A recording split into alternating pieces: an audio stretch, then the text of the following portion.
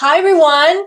Thank you for watching today and welcome to the Winchester Community Music School's virtual instrument petting zoo. I'm Laurie Russell, the school's executive director, but today I'm going to be your zookeeper and introduce you to a number of different wonderful instruments demonstrated by our talented and fabulous teaching artists here at the music school. So first up today, it will be the clarinet. And so it gives me great pleasure to bring on the screen Celine Ferro. Hi, Celine. Hi. Hello, everybody. Thank you so much for having me. This is really exciting. So I'm going to be talking about the clarinet today. It's right here. It is a member of the woodwind family, and it is a single reed instrument, meaning there is one single reed that we play on. I could talk about the clarinet for hours, but I'm only going to limit this to like my 3 favorite things about the instrument. And if you have any questions, feel free to also put them in the chat as well. So one of my favorite things about the clarinet is the range of the instrument. We can play super, super low notes. And we can also play really, really high notes as well. And all the notes in between. My second favorite thing about this instrument is the fact that we can play so super soft. Out of all the woodwinds, we can play the softest. So, as an example, hopefully it can pick up on the microphone.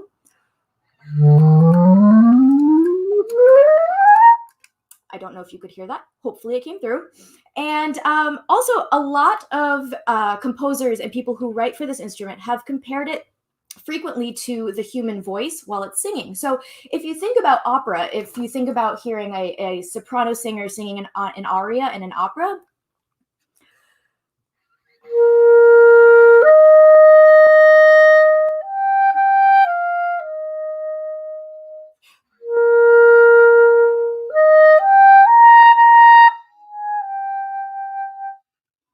but don't be fooled because the clarinet can also play super fast as well.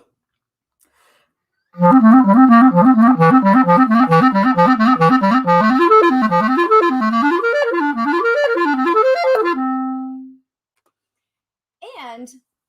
I guess one last thing, I guess it's 4 of my favorite things about the instrument is that it's a super common instrument. So you can find this in school bands across the country.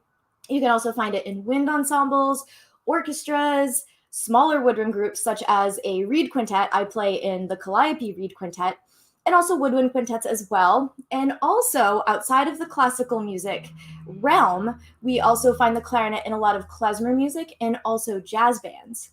So speaking of jazz, there's a composer, George Gershwin, and one of his most famous pieces is Rhapsody in Blue, and it opens up with a clarinet solo, which I will attempt to do.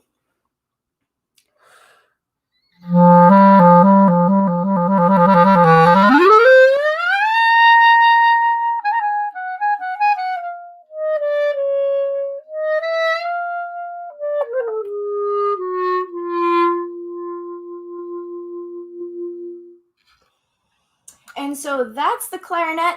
And one piece of trivia, which you may or may not know, is that one of the most famous clarinet players in the world, his name is Richard Stoltzman, and he was one of my very dear teachers. He actually lives right in the middle of Winchester. Celine, great tip about Mr. Stoltzman and how Winchester has a famous clarinetist living right amongst its neighbors. But thank you for sharing all about the clarinet. So tell me a little bit more about how old you think you should be to start playing the clarinet. Well, seeing as the rings, we can't really change the rings of the clarinet, so you want to just make sure your hands are big enough. I started when I was 10 years old, so around 4th or 5th grade, 10, 11 years old, I think would be appropriate, because you also want to be able to make sure that you can have the lung capacity in order to produce a good sound, and that takes a lot of mouth muscles in the embouchure that need to be developed. So if I was younger, I could maybe start with something like the recorder to try to develop some of those skills when I was littler, and then transfer over to the clarinet. Would that work? That would work. I started on recorder, so. Ah, okay. Well, I happen to know that Mr. Connor is going to demonstrate the recorder for us later in this broadcast, so that'll be a nice segue. Awesome. And what is your favorite thing about the clarinet? Probably the general tone of it, I find to be, it's a super sweet tone. It's nice and velvety. It can be bright, it can be dark, it can blend super well with other winds. It blends really well with strings. It can stand out in a jazz ensemble. I just love the sound of it so much. And when I was growing up, my mom and my dad both played clarinet, so I kind of have a little bit of an ear for it, but I just love how expressive you can be on the instrument. Thank you. Thanks for sharing that personal feeling about the clarinet. And I hear that a lot. And that's something I tell a lot of parents is that always choose an instrument that you enjoy listening to, because that'll make you want to play it more. Thanks, Celine. It's great to see you. And I hope lots of students are excited about starting the clarinet soon. Thank you so much. Bye. Next up, we have a wonderful demonstration about an instrument that is always with you at all the time. So it gives me great pleasure to introduce you to Norina Rowen, who will demonstrate all about voice.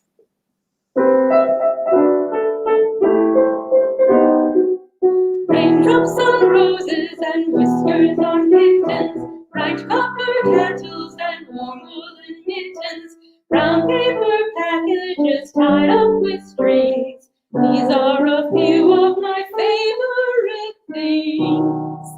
Hi, everybody, and welcome to this demonstration about voice. Some of you may be saying already, voice, how can you demonstrate voice? You can't touch it and you can't see it. And that's true, but I can share how your voice is made. If you put your hand right here on your throat and press in gently and sing, ah, everybody try it, ah, you can feel the vibration. Inside your throat, you have a voice box. And in the voice box are these little teeny tiny vocal folds, or vocal cords as they're also called. And when you exhale, the air goes across your vocal folds, and that's how you make sound. So actually, there is a way to pet your voice in a voice petting zoo. Take your arms, wrap them around yourself, and give yourself a big hug, because when you are singing, you are an instrument. Here at WCMS, we have a lot of ways to begin singing. We have a great early childhood program where we take very young children and put them into age-appropriate classes, pre-K. Once a child is around 5 to 8, we have singing for children. That's a choral class. When children are a little bit older, 9 to 11 or 12, we also have a class called Voice Works. And when kids are around middle school age, we have a higher level of Voice Works, which is all about dramatic arts. Everyone sings solos, works on monologues, and all our choral and vocal programs are non-competitive, nurturing, fun experiences. So you may also ask, well, what about voice lessons? We start voice lessons at about age 10.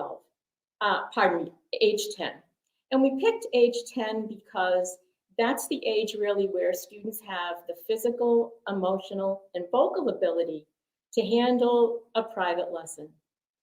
There's no upper limit on voice lessons. You can be a grown-up and come take voice lessons here as well. So I would like to encourage anyone who's interested in what we have to offer to get in touch with the school, reach out, and we will find something that's good for you and available for your age and your ability level. Singers are always welcome here at WCMS. So remember, take good care of that instrument. Norina, that was a wonderful introduction to what it's like to take voice lessons or to sing in a chorus. So tell me a little bit more about what your favorite type of music is when you're singing. I like every type of music. My dad was a jazz musician, so I grew up listening to that kind of voice. But when I was really little, I saw the Three Stooges on TV, and the woman was singing an aria from Lucia di Lammermoor, and I fell in love with opera. And then I decided that I loved classical music as well. But the thing I like the most about singing is you can do it with other people. And Anyone can sing, everyone has a voice. It is the universal instrument. That is very true. Everyone can sing, and that's an important thing to remember. And can you tell us a little bit more about all the different types of music that our voice teachers teach at the music school? We have a wonderful voice department of teachers who love teaching people of all ages. And we teach everything from rock to pop to classical to folk to jazz. Anything that you have an interest in, we provide high quality musical instruction that enables you to sing with a healthy voice regardless of what style you sing in. And that's the bedrock of what we do, healthy vocal technique. And once you have that healthy vocal technique, you can sing anything. Someone you could think of that's like that is Lady Gaga. She studied classical piano and then she studied classical voice, and she can sing anything because she has those chops. That is very true. And that's a great example. Norina, thanks for sharing everything about voice today. It's great to see you. Hope to see you all at WCMS. Bye-bye. Bye. All right. So we've heard about clarinet and we've heard about voice. Next up is going to be piano. So I'd love to introduce you to teaching artist Sarah Tocco. Hi, Sarah. Hi, hello everybody. I'll be demonstrating piano today. Piano by far is the most popular instrument around the globe. And there are many reasons for that, but I personally think it is because piano is so versatile. It can be a solo instrument, collaborative instrument, and it can be part of any style of music. Today, I like to demonstrate 3 different styles of music, classical, the most famous Mozart piano sonata in C major, and very short excerpts of Yesterday by Beatles, and also a very popular jazz piece called Take 5. So here they are.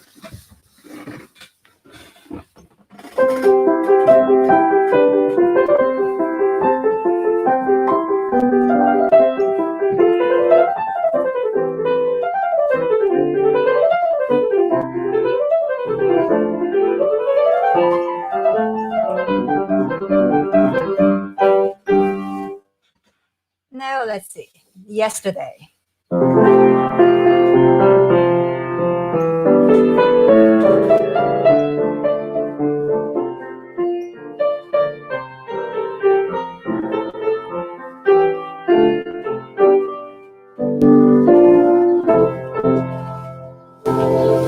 Take 5.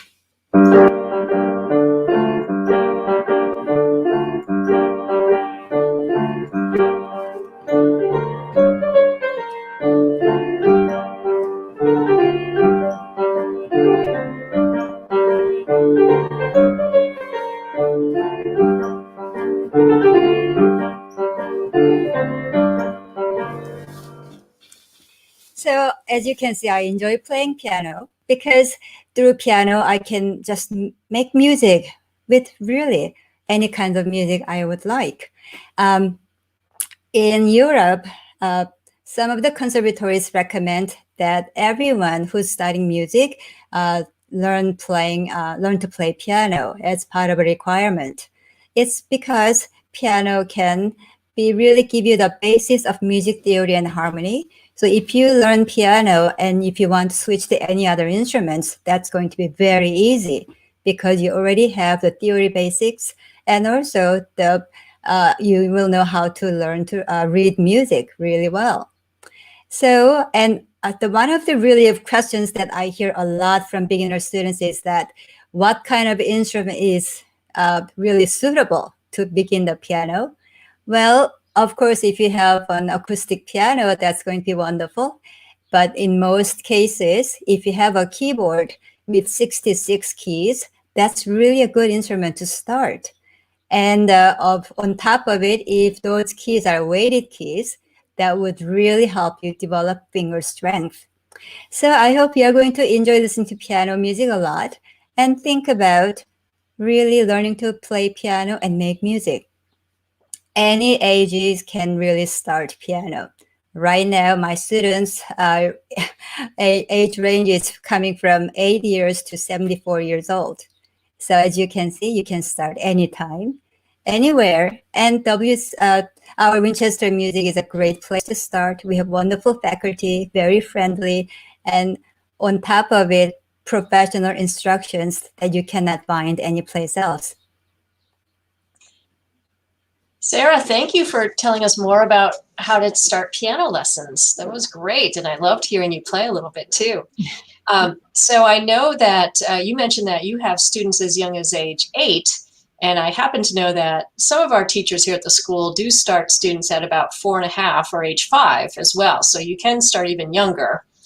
I also loved that you talked about what you need at home to be able to start taking lessons, and obviously you need some type of keyboard at home, so if you don't have an acoustic piano, you could start with a keyboard. Absolutely. Yeah, that's really helpful. And so can you tell us a little bit about the ways that piano can also play with other people? Because sometimes people think that, oh, if I play piano, I'm always going to be by myself. But what can I do if I play piano and I want to play with other people? Well, so that's what I mentioned before, that it can be a collaborative instrument, meaning it can accompany other instruments and voice as well. I'm sure if you go to voice recital, if you see the musical, many times piano is accompanying all the singers. And it can be also used in religious facilities and churches and other places where service music is provided by the piano. So as I said, the use of piano is very versatile. And if you learn to play the piano, I'm sure you can find a way to really appreciate your music all the more. I think that's great. And certainly, as you mentioned, piano is the most popular thing that we teach here at the Winchester Community Music School. That's right. So, Sarah, thanks so much for sharing more about the piano with us today. It's great to see you. Thank you. Well, I hope a lot of you will come to our school soon. Bye. Bye-bye. So next up, we have an instrument that I referred to earlier when we heard about the clarinet demonstration. And so we're going to hear more about the recorder. And Mr. Connor is going to share with us all about what it's like to take recorder lessons. Hi, Jim. Hello, good to see you. Let me play a little tune here. Actually, since this is a petting zoo, I think I needed an animal here. So this bird is actually not a recorder, but it's related to the recorder. Blown in 2 finger holes. It's a type of ocarina, but we'll set my blue bird aside now. And I was just joking. This is the recorder that most of us start on. There's different sizes of recorders, and I'm going to talk about that in a minute. This is the soprano recorder.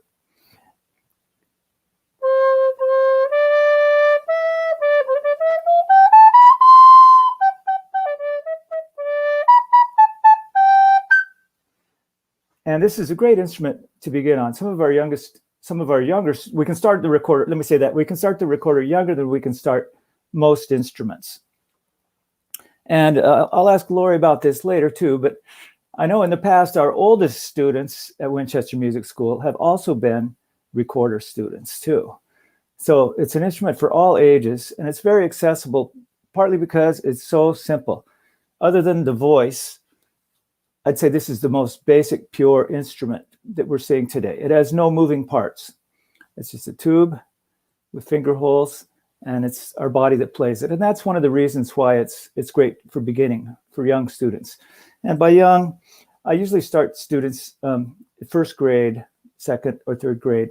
I've had some students in the past that started as kindergartners, and some have had more success than others. But by first grade, most people have the finger coordination and the attention span to do well on learning to play and to read music and learn the basic musical skills. So let me show you the alto recorder. So same thing, except bigger. It's pitched a fifth lower. So actually, let me just play a little bit of, I played Old MacDonald. With the same fingerings on a larger instrument.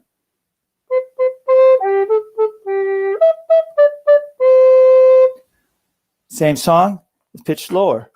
And I'm going to show you a couple more. This is the tenor recorder. The recorder comes in a family of instruments, as like the violin family. We have violin, viola, cello, bass. So soprano, alto, tenor. The tenor is twice as long as the soprano, and it sounds one octave lower.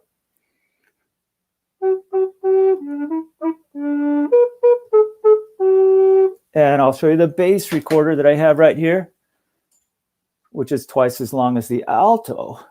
It's also pitched in F and is the lowest of these.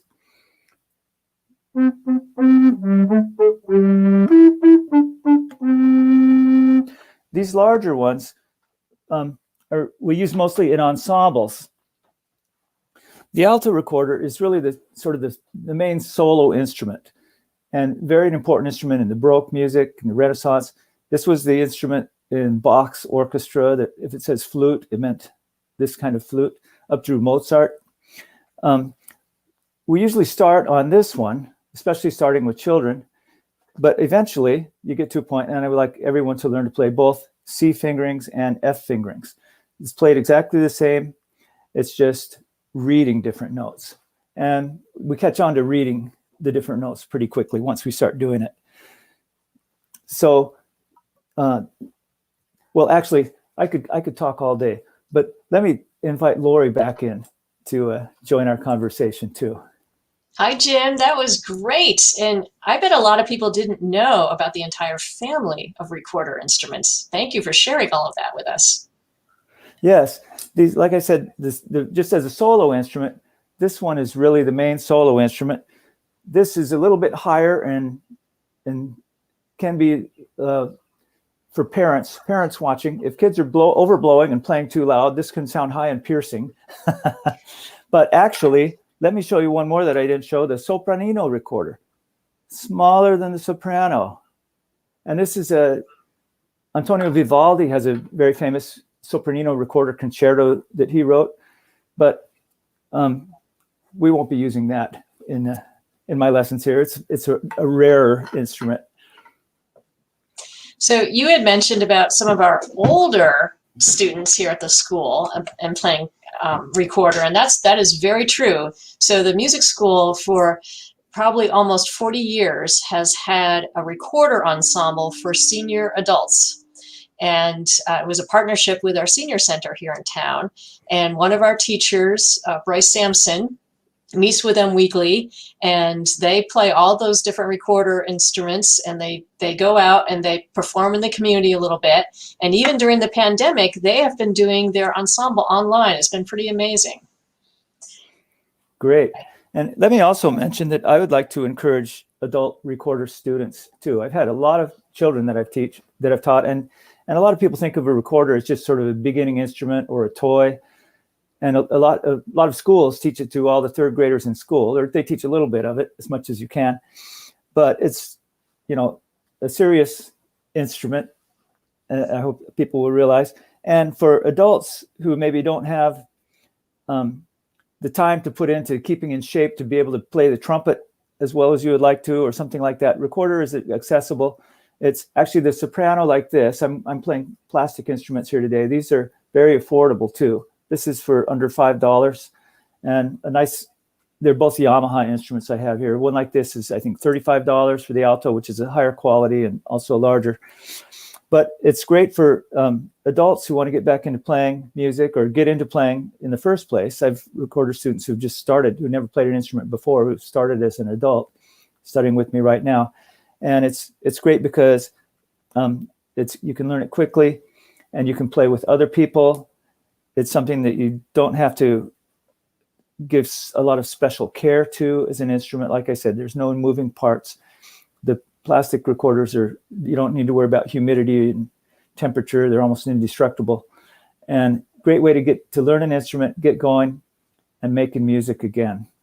And that is such a really important point, Jim. I'm glad that you mentioned all of that, because I think people think about this as something you learned in school as a kid, and then you move on to a different instrument, which certainly you can do, but recorder is an actual instrument, and you can play with other people, and it's great for lifelong playing. And so that recorder ensemble I mentioned, there are people who are in their 90s. We even had a student who was over 100 years old, and she was still playing in the ensemble. So certainly is something you can do from as young about age 5 all the way through the rest of your life. Thank you, Jim. You're welcome. Goodbye. Bye-bye. All right. Our final instrument in this broadcast is going to be a member of the brass family. And so I'd like to invite Jean Snodgrass to give us a demonstration on the trumpet. Hi, Jean.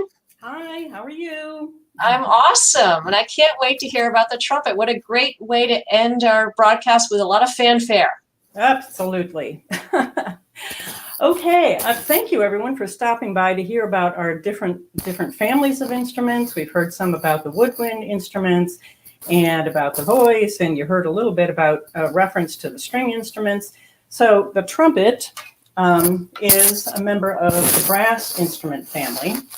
Okay, all the brass instruments are actually made of brass, but this particular one is silver because it has a silver coating on the outside of it. Some of them do, some of them don't. All brass instruments have a mouthpiece that looks basically like this. The different sized brass instruments have different size mouthpieces. The trumpet has 3 valves that help you to change the notes. Okay. If you were looking at a trombone has a slide to change the notes. I think you'll be hearing about that in the next hour. Let's see, and the sound comes out the bell over here. Okay. The mouthpiece, if you just blow through the mouthpiece and allow your lips to vibrate, then you get a sound something like this. And then when you put that buzzing sound, which isn't very interesting sounding by itself, into the trumpet, then you get a sound something like this.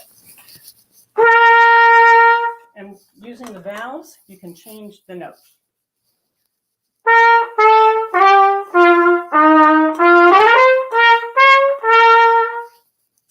Now, the trumpet is a real lot of fun to play, and like everybody has been saying today, it's really fun to play with other people. And it's a very versatile instrument. So you can play lots of different kinds of music on this. Certainly classical music, jazz, pop music, lots of different kinds of music. I'm looking at my notes to see, did I forget to tell you anything? No. So if you, for example, wanted to play, maybe you watch a little bit of TV and you wanted to play something that you know from a TV show, then you might play something like this.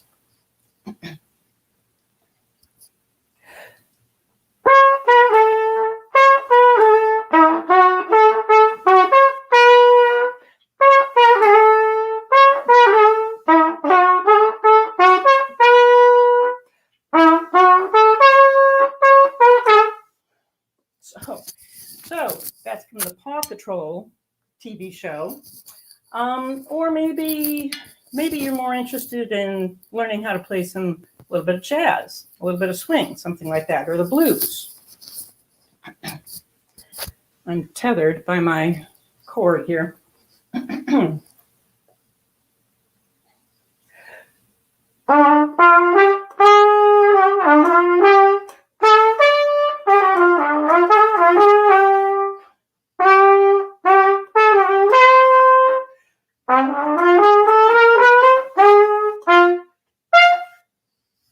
Okay, just to give you a little bit of a different style. Or maybe you like to see movies, and so you might have a favorite movie that you'd like to learn some music from that. And here's a possibility of something along those lines.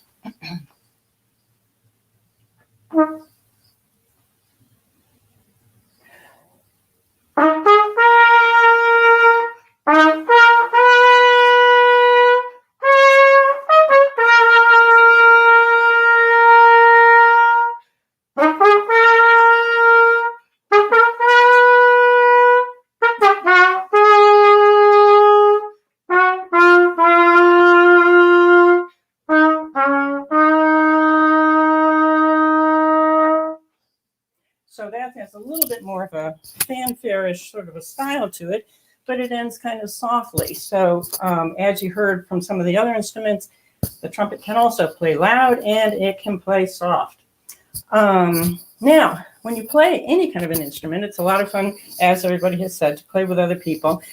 The trumpet, you might very well be interested in playing with your school band. That's something that's a lot of fun to do. If you go to a public school or a private school, or we have different kinds of ensembles at the Winchester Community Music School. Or you might be interested in just playing in a small group, maybe that has just trumpets or just other brass instruments. So that would be considered chamber music. Also at the music school, they have, for not so much for very beginner players, but a little bit later, different sorts of jazz ensembles and rock ensembles and all different kinds of music that you might be interested in. Or you can also just play duets with a friend. You know, if you have a friend that plays any other instrument, but certainly if it's a trumpet, then you can read off the same music. That can be a lot of fun too. So that gives you a little bit of an introduction to brass instruments and trumpet in particular. And I really hope to see more of you around the music school. Thank you, Jean. That was a great introduction to the trumpet. Hey, can you share with us how old you would be to start the trumpet? Like, what grade should I be in?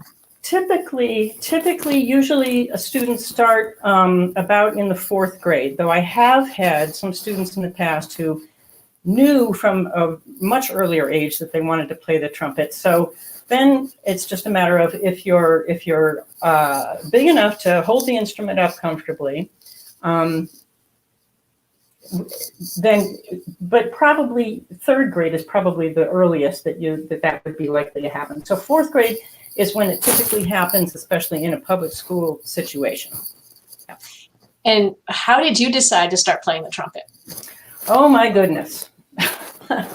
Well, funny that my mother actually had decided that she really liked the sound of the trumpet, and there was some brainwashing going on that I wasn't aware of until many years later. But she was playing, you know, Al Hirt records for me, and just playing all sorts of trumpet focused recordings from back in the day. People probably don't remember who Al Hirt was, but but at the time, fortunately, I wasn't aware that this wasn't just my idea. But I think so. Basically, the way that worked out was I was exposed to a lot of trumpet playing. I got to hear a lot of it because she played it for me on purpose, and yeah, I just thought that was definitely the instrument for me, and it turned out to be true. Well, we're really happy that she helped you decide to learn to play the trumpet, because Yes. It's great to have you here as one of our teaching artists. Thanks so much, Jean. Thank you. So thank you to all of our teaching artists who demonstrated instruments today. And I think what you maybe took away from everybody is that it's really important to choose an instrument that you like the sound of, and also you know, to listen to a lot of different types of music so that you can hear all sorts of instruments and then help you decide what one you think you might enjoy. And also we learned more that you can use your instrument all throughout your entire life. So you can start very young and still play your instrument until you're very, very old. It's really, music is all about lifelong learning and enjoyment. We hope you enjoyed today's broadcast. I realized that we had advertised cello would be part of today's broadcast, but unfortunately, due to a last-minute circumstance, our cello teacher could not join us today. So we hope you understand, but we certainly enjoyed learning more about the voice, the trumpet, recorder, clarinet, and piano. And we hope to see you at the music school soon. Thank you very much for watching, and we invite you to come back for our 3 o'clock broadcast to learn about even more instruments. Thanks, everyone.